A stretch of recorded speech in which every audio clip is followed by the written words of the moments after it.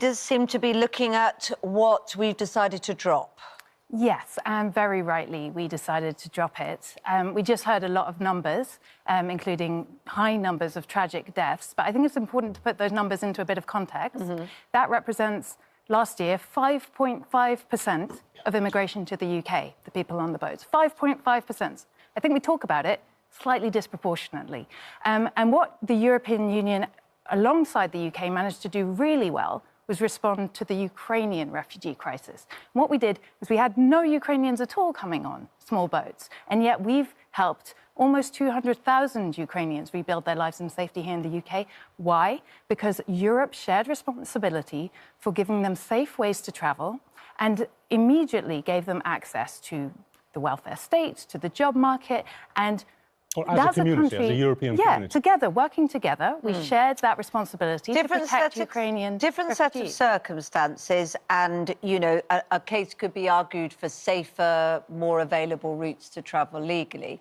The actual challenge of those that don't take that route, for whatever reason, lack of availability or desperation, and that lose their lives and put themselves in danger on the sea, could that have been helped by Rwanda?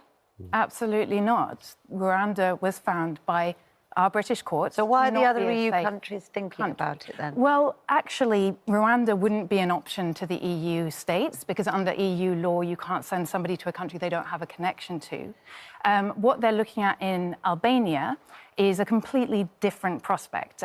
It's basically the Italians have picked up about a third to a quarter of their asylum system and said, we're going to run it in Albania. So Albania's given up sovereignty over a couple of detention camps where Italian civil servants will process the claims of asylum seekers under the Italian legal system. Totally different to just sending people and what do you think of that to Rwanda. I think it's disastrously expensive, complicated, dangerous for the rights of the people involved.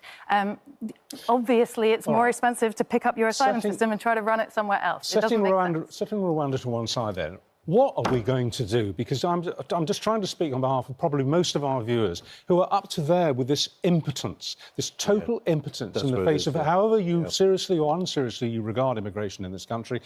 Impotence, a complete continuing year on year on year on year on year failure to do anything substantial about it, whether it's what she's suggesting or what you're suggesting. When are we going to get a resolution to this? Well, I think what we face is what I call a knot of human rights laws. It's the Refugee Convention from the 50s. It's the European Convention on Human Rights. It's the Human Rights Act under Tony Blair. Robert Jenrick, he's one of the Conservative candidates. He wants to leave the ECHR. I think that's a good move in order to get back control over this, because people are losing control.